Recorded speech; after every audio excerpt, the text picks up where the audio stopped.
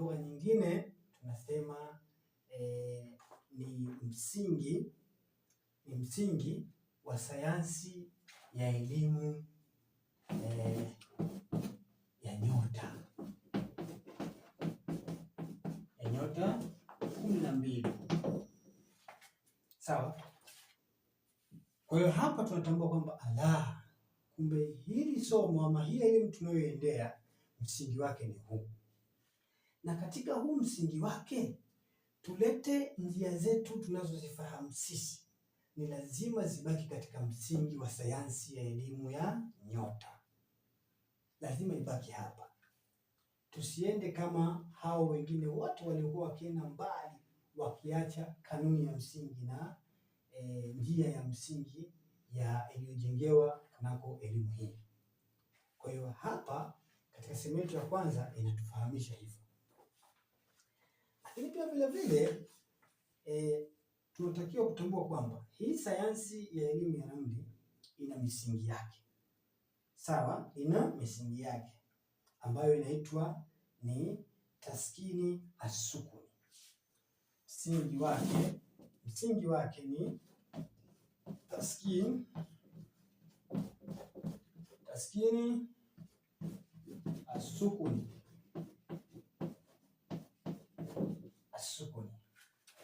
Sawa, msingi wa taskini ya sukuni.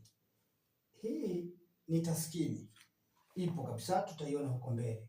Sasa huu msingi anatuambia hapa malengo ya huu msingi ni nini? Malengo ya huu msingi wa hii taskini ya nini? Ya asukuni. Malengo yake ni nini?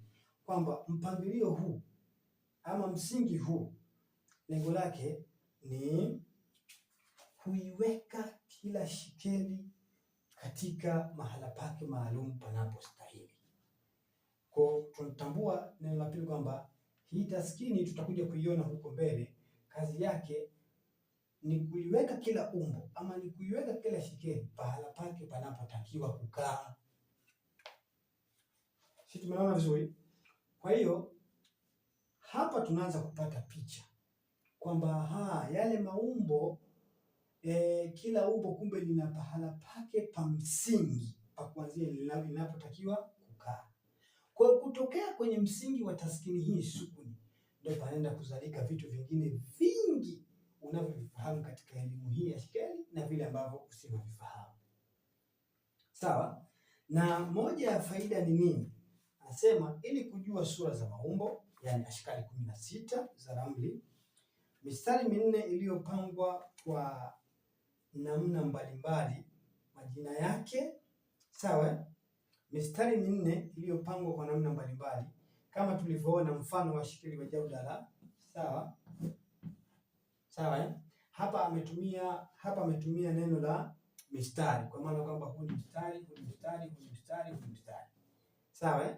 Lakini bado hajatuelimisha hiyo mipangilio mbalimbali ni namna gani, tutaiona hapa.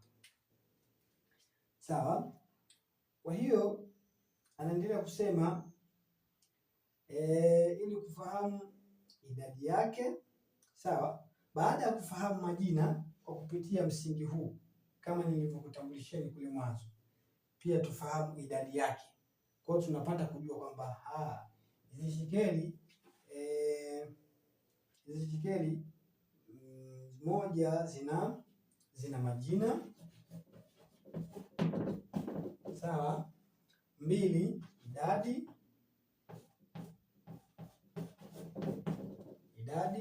Sawa?